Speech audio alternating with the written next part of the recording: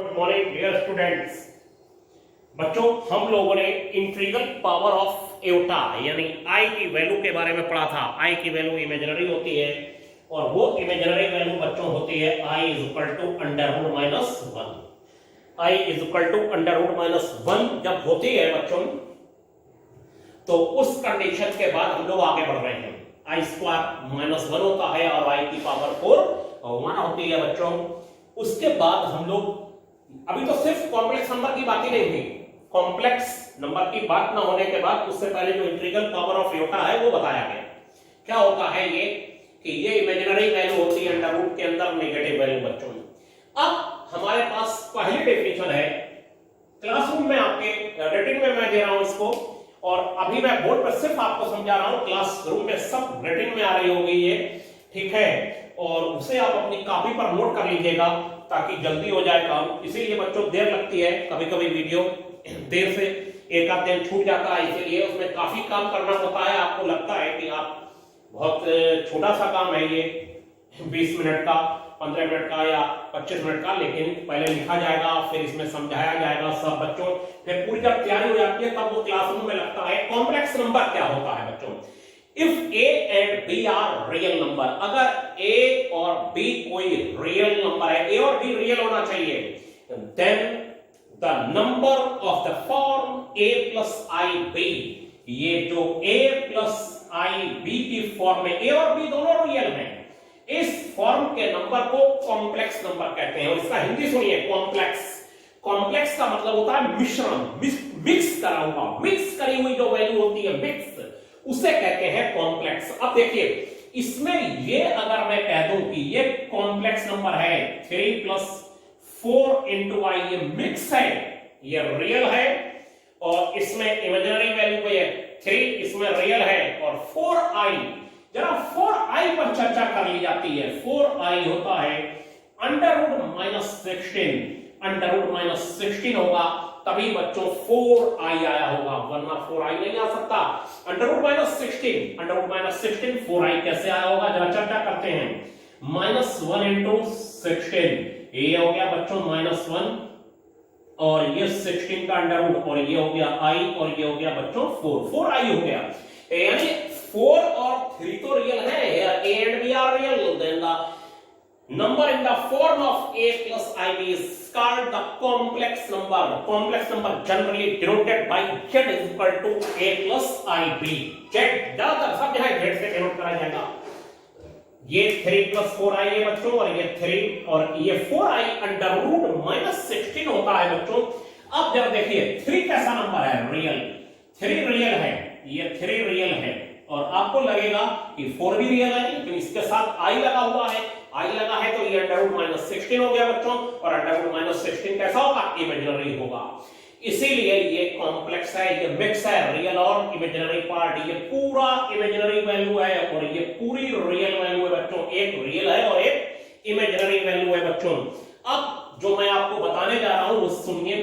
Complex number generally denoted by z, और if z is equal to a plus ib, अगर z a plus ib है बच्चों, z is equal to a plus ib है, then हम इसको z is equal to a plus ib लिख लेंगे, और a प्लस ib लिखने के बाद हेयर जो a है वो कहलाएगा बच्चों a is equal to real part of z। Real, ये z ले लिया, real part of z, real part of z, और b जो है वो कहलाएगा इमेजिनरी पार्ट ऑफ z। ये इमेजिनरी पार्ट ऑफ z कहलाएगा बच्चों, और इमेजिनरी पार्ट ऑफ z कहलाने के बाद short form real part of z की short form REZ, real part of z, और इसकी short form IMZ, imaginary part of z। एक z यानी इस कॉम्प्लेक्स नंबर का रियल पार्ट है, और b इसका इमेजिनरी पार्ट है, इमेजिनरी पार्ट है, क्योंकि b और a दोनों रियल है, लेकिन i के साथ मिलकर वो इमेजिनरी वैल्यू हो जाता है। मैंने अभी आपको दिखाया। Then this value called complex. Complex mean mix, mixer, मिश्रण, ठीक है। हिंदी में अगर पढ़ेंगे तो पाएंगे इस चैप्टर को सम्मिश्र, मिश्र, मिक्स कर दिया गया, वो वैल्यू है बच्चों ये। ठीक है, तो आपको कॉम्प्लेक्स नंबर की डेफिनेशन समझ में आई होगी।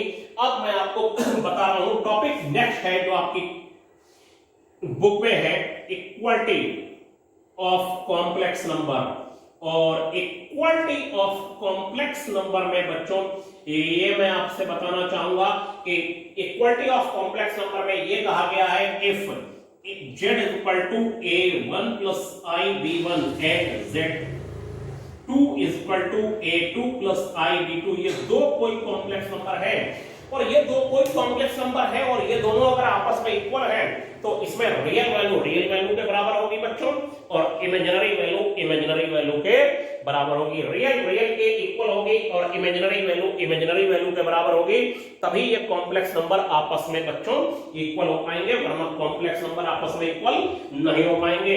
हम कहने का मतलब है हेयर अगर a1 प्लस ib1 है और is equal to a1 plus ib1 is equal to a2 plus ib2 के इक्वल है, then a1 is equal to a2 and b1 is equal to b2। here implies that a1 is equal to a2 हो जाएगा और b1 is equal to b2। अगर दो complex number equal है तो real part के equal होगा बच्चों और इमेजिनरी पार्ट के इक्वल होगा, तभी इक्वल होंगे। जैसे मैं आपसे कहूं कि 2 प्लस 3 बच्चों कितना होता है, तो 2 प्लस 3 5 होता है, इसको 4 प्लस 1 भी लिख सकते हैं। तो क्या 2 और 4 इक्वल है और 3 और 1 इक्वल है? ऐसा नहीं है, लेकिन सम तो इक्वल है।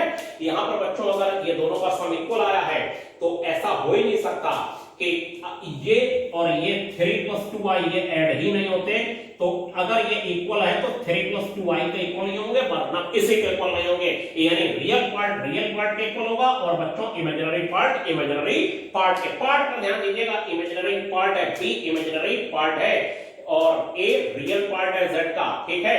तो 3 के यहाँ पर जो रियल पार्ट है रियल पार्ट के इक्वल होगा, इमेजिनरी पार्ट बच्चों इमेजिनरी पार्ट के इक्वल होगा, तभी दो कॉम्प्लेक्स नंबर आपस में इक्वल हो पाएंगे। और अब इसके बाद जो वैल्यू आएगी वो बोर्ड पर देखिए क्या आ रहा है और उसे ध्यान से आपको समझना है। अब बच्चों आपके सामने बोर्ड पर स्क्रीन पर आ चुका है addition, subtraction, multiplication and division of a complex number. Addition, subtraction, multiplication and division of a complex number. तो बच्चों इसमें हम लोग ये काम करेंगे कि अगर if z1 is equal to है a1 प्लस ib1 और z2 इज इक्वल टू है a2 प्लस ib2, ये दो कॉम्प्लेक्स नंबर है बच्चों, तो इनका सम कैसे निकाला जाए? सम ऐसे निकलेगा z1 प्लस z2, ये हो जाएगा a1 plus ib1 plus a2 plus ib2 और ये हो जाएगा बच्चों a1 प्लस a2 और plus ib1 plus b2। Real part में बच्चों ऐड हो जाएगा और इमेजिनरी पार्ट में ऐड हो जाएगा। और अगर z1 माइनस z2 निकालना है तो ये हो जाएगा a1 plus ib1 minus a2 minus ib2 और ये बच्चों हो जाएगा a1 माइनस a2 और प्लस ib1 माइनस b2, ये हो गया। और अगर मल्टीप्लिकेशन करना है बच्चों, और मल्टीप्लिकेशन में ये हो जाएगा z1 इंटू z2 में ये आ जाएगा कि आप a1 प्लस ib1 इसे ध्यान से देखिएगा और a2 प्लस ib2 जब करेंगे तो a1 में a2 मल्टीप्लाई हो जाएगा, a1 a2 plus a1 b2 plus b1 a2 plus square b1 b2, ये हो गया बच्चों। अब ये आई स्क्वायर की वैल्यू कितनी होती है? आई स्क्वायर की वैल्यू -1 होती है और ये -1 जो हो जाएगा तो फिर यहां पर जो b1 b2 आ जाएगा बच्चों, ये इसे रियल बना देगा। b1 b2 आई स्क्वायर पहले लगा है वो इसे रियल बना देगा बच्चों, और जब रियल बना देगा तब देखिए क्या होगा, ये वैल्यू हो जाएगी a1 a2 और plus a1 b2 b1 a2 minus b1 b2 और बच्चों रिजल्ट आ जाएगा हमारे पास a1 a2 minus b1 b2 और plus a1 b2 plus b1 a2, ये आ गया बच्चों रिजल्ट। ये मल्टीप्लिकेशन हो गया। तो ऐसे ही मल्टीप्लिकेशन करना, लेकिन डिवीजन में बहुत खास रोल प्ले होगा। अगर z1 और z2 से इसे डिवाइड करना है Z1 को, तो बच्चों ये हो जाएगा A1 plus IB1 upon A2 plus IB2। और ये डिवीजन तब तक कंप्लीट नहीं माना जाएगा जब तक कि अपान में से I खत्म नहीं हो जाता। जब I खत्म होगा बच्चों तभी डिवीजन पूरा माना जाएगा, वरना डिवीजन पूरा माना ही नहीं जाएगा। अब नीचे से I खत्म करने का हमारे पास सिर्फ और सिर्फ एक ही तरीका है कि ये Z1 अपॉन Z2 हो जाए और ये A1 plus IB1 upon A2 plus IB2, और ये हो जाए बच्चों A2 माइनस IB2, और ये हो जाए A2 माइनस IB2। इसको इसके कॉन्जुगेट से न्यूमरेटर और डिनोमिनेटर में डिवाइड कर दीजिए, इसके कॉन्जुगेट से न्यूमरेटर और डिनोमिनेटर में डिवाइड कर दीजिए। नीचे से I खत्म हो जाएगा, डिवीजन तभी पूरा माना जाएगा जब नीचे से I खत्म हो जाएगा, वरना नहीं माना जाएगा डिवीजन पूरा। और ये बच्चों हो जाएगा A1 A2 minus I A1 B2 plus I B1 A2 minus का I स्क्वायर B1 B2, और ये हो जाएगा बच्चों A2 का स्क्वायर माइनस I B2 का स्क्वायर। I B2 का स्क्वायर का मतलब होगा I square B2 square, I square B2 square, और I स्क्वायर माइनस 1 होगा, माइनस 1 प्लस 1 कर देगा इसे, और ये खत्म हो गया। यहाँ पर I स्क्वायर की वैल्यू बच्चों माइनस 1 हो जाएगी। कितनी हो जाएगी? माइनस 1, और ये रिजल्ट आ जाएगा A1 A2 I A1 B2 plus I B1 A2 plus का B1 B2, और बच्चों ये आ गया A2 square plus B2 square. ये प्लस कैसे हो गया? नीचे से I कैसे खत्म हो गया? सुनिए जरा ध्यान से, ये I स्क्वायर हो गया और I स्क्वायर बच्चों माइनस 1 होता है, और माइनस माइनस प्लस हो गया और ये प्लस आ गया। ये फिर से देख लीजिए, I स्क्वायर B2 का स्क्वायर हो जाएगा और I स्क्वायर माइनस 1 होता है, और ये B2 स्क्वायर और माइनस माइनस प्लस, नीचे से I खत्म हो गया। ऊपर बच्चों बचेगा, न्यूमरेटर में बचेगा A1 A2 plus B1 B2 और प्लस का I B1 A2 माइनस का A1 B2, और अपान में बच्चों हो जाएगा A2 square plus B2 square. अपान में क्या हो जाएगा बच्चों? A2 square plus B2 square. अब आप एलसीएम ब्रेक कर दीजिए, this upon this plus this upon this लिख दीजिए, और एलसीएम ब्रेक करने के बाद अभी आप क्वेश्चनों में देखेंगे, कोई घबराने वाली बात नहीं है। क्वेश्चनों में आप देखेंगे तब ये इंटीग्रेशन तब ये डिवीजन पूरा मान लिया जाएगा। आंसर आएगा A1 A2 plus B1 B2 upon A2 square plus B2 square plus I करके B1 A2 minus A1 B2 अपान A2 square plus B2 square. यानी डिवीजन में अगर आपने डिनोमिनेटर से I को नहीं खत्म किया तो डिवीजन पूरा नहीं माना जाएगा। और अब देखिए आपके स्क्रीन पर क्या, बच्चों अब आपके स्क्रीन पर देखिए क्या आ गया।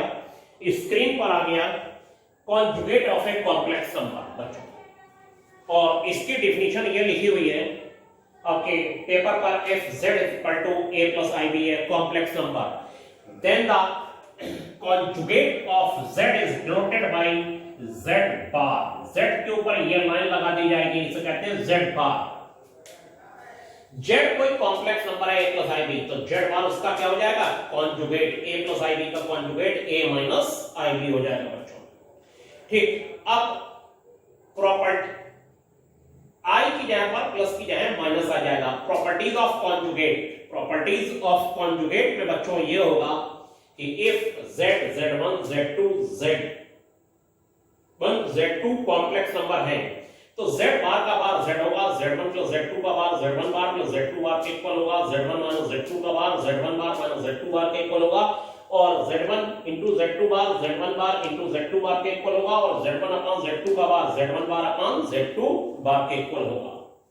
तो इसको समझना बहुत जरूरी है बच्चों। देखिए z एक कॉम्प्लेक्स नंबर है और वो है बच्चों a plus I B. z कोई कॉम्प्लेक्स नंबर है a प्लस आई बी। अब अगर मैं इसका बार ले लूंगा तो वो हो जाएगा बार, ये हो जाएगा a minus I B, sign change हो जाता है। और फिर अगर बार का बार ले लूंगा तो ये हो जाएगा a प्लस आई बी, यानी फिर z की वापसी हो जाएगी, या z की वापसी हो गई बच्चों। और ये z की जो वापसी हो गई तो इसे आप ध्यान से समझ लीजिए कि ये z बार का बार z आ जाता है। अब सेकंड प्रॉपर्टी, और सेकंड से थर्ड फोर्थ सब बन जाएंगी। z1 एक कॉम्प्लेक्स नंबर ले लें a1 प्लस आई b1, और बच्चों z2 एक कॉम्प्लेक्स नंबर ले लें a2 प्लस आई b2। अब अगर मैं z1 प्लस z2 निकालूंगा तो वो हो जाएगा a1 प्लस आई b1 प्लस a2 प्लस आई b2, और ये हो जाएगा z1 प्लस z2 का बार भी नहीं लगाते हैं, पहले ऐड कर लेते हैं a1 प्लस a2 प्लस आई b1 प्लस b2। और बच्चों तब z1 प्लस z2 का जो बार हो जाएगा वो हो जाएगा a1 प्लस a2 माइनस आई b1 प्लस b2। ये आ गया बच्चों। क्या कहा मैंने कि अगर कोई z1 a1 प्लस आई b1 है और z2 a2 प्लस आई b2 है, तो और z1 प्लस z2 निकाल लिया जाए तो बच्चों ये दोनों कॉम्प्लेक्स नंबर ऐड कर दिए तो a1 में a2 ऐड हो गया और आई b1 में b2 ऐड हो गया। और अगर इसका कॉन्जुगेट निकालेंगे तो यहां पर i, जहां पर ये मेरा ये चल रहा है, i की जगह पर माइनस आ जाएगा और ये वैल्यू इक्वल होती है। इसका मीनिंग समझिए कि z1 में पहले z2 ऐड करा और ऐड करने के बाद उसका कॉन्जुगेट लिया, वो वैल्यू इक्वल होती है पहले आप z1 का कॉन्जुगेट लें, फिर आप z2 का कॉन्जुगेट लें और फिर उसे प्लस कर दें, उसके क्या होती है, इक्वल बात बराबर होती है। तो हम लोग z1 का बार निकाल लेते हैं और z1 का बार हो जाएगा बच्चों a माइनस आई b1 और z2 का बार हो जाएगा बच्चों a2 माइनस आई b2। और z1 और z2 का जो बार है उसका सम हो जाएगा, देखिए a1 प्लस a2 और माइनस आई b1 प्लस b2, ये हो जाएगा। और ये आ जाने के बाद आप देख रहे हैं ये और ये वैल्यू सेम है। ऐसे ही ये वाली प्रॉपर्टी कहती है z1 में z2 माइनस करिए, फिर उसका बार लीजिए या z2 का बार लेके z2 का बार लेके दोनों को माइनस कर दीजिए, बात बराबर है। तीसरी प्रॉपर्टी कहती है कि पहले z1 और z2 ऐड कर दीजिए, सॉरी मल्टीप्लाई कर दीजिए, फिर बार लीजिए, और ये कहता है पहले बार ले लीजिए और फिर मल्टीप्लाई करिए, बराबर है। ये वाली प्रॉपर्टी कहती है नेक्स्ट कि z1 को z2 से डिवाइड कर दीजिए, फिर बार लीजिए, और या फिर पहले बार लेके डिवाइड कर दीजिए, बात बराबर है। लेकिन इसमें एक कंडीशन है कि z2 0 के इक्वल नहीं होना चाहिए। तो ये टॉपिक था बच्चों कॉन्जुगेट वाला। अब इसके बाद नेक्स्ट टॉपिक बच्चों आएगा मॉडुलस, और वो नेक्स्ट वीडियो में आएगा। पहले आप इतना समझिए, प्रॉपर्टीज लर्न करिए, ठीक है, और जो पेपर है उन्हें देखिए ध्यान से, ठीक है। अब एक और चैप्टर, अभी तक मैंने ऐसे क्वेश्चन थे जो छोटे छोटे थे उस हिसाब से चल रहा था, सेटअप फिर नया बदला गया है, इसमें भी और मॉडिफिकेशन होना है। अभी थोड़ा सा ब्लैक हो रहा है, ये व्हाइट भी हो जाएगा बोर्ड, ठीक है बच्चों।